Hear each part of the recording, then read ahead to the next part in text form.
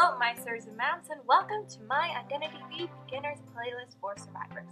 This is my first video where I teach you the different game modes and the basics. So to start off, let's look at the basic things in the game, starting with ciphers. This is a cipher. Your job is to decode it. How do I decode it? Well, what you want to do is you want to tap on that wrench with the big white circle around it. Once you do that, you look at a process bar.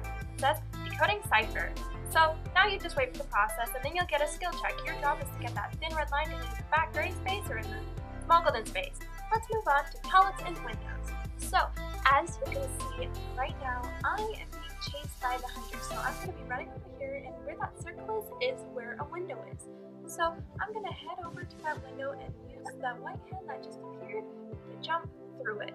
So now that I've jumped through it, I'm running around, la-di-da-di-da, and now you will see a pallet. So pallets is what you're going to run up to, and then there yet again is going to be another white pallet symbol that I have circled for you.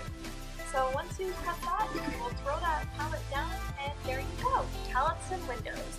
Now let's see how many times it can be hit, and then we'll talk about Terror Shock and Doom Shocks. So as you can see, I am full health. The Claw Ordinator has been hit, therefore they are half health, and the Doctor has been hit twice, which means they are all the way knocked down. So now I'm going to be talking about Terror Shock and Doom Shock. So Terror Shock is, well, obviously when you get hit while vaulting. It can happen during vaulting a window or a pallet, but Doom Shock is practically, the same thing, just with a different title. So now we're talking about struggling and rocket chairs. So as you just saw, I got knocked down. So now I have the option to struggle by using the two hands to make my struggle meter bigger. The big yellow circle is your struggle meter. So now I've been sat on a chair, which means I'm going to have to either wait for a rescue or, just kind of sit there until I die.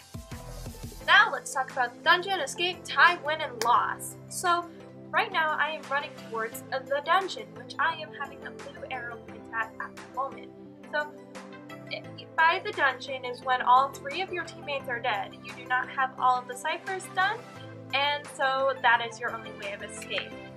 So you can only access the dungeon if you have done 2 ciphers.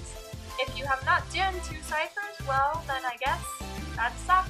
So as it does suck, of course, but here is a clip of me just jumping down into the dungeon, which would count as my escape. But it's a loss because 4 people did not make it out, and nor did another person. Therefore, it is a lose.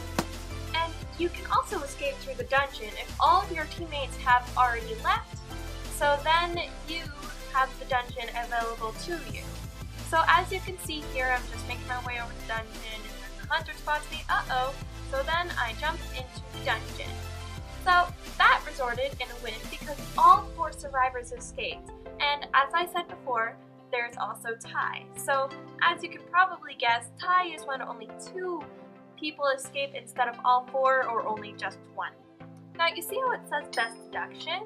So best deduction is pretty much when you or another player has done the best in the game.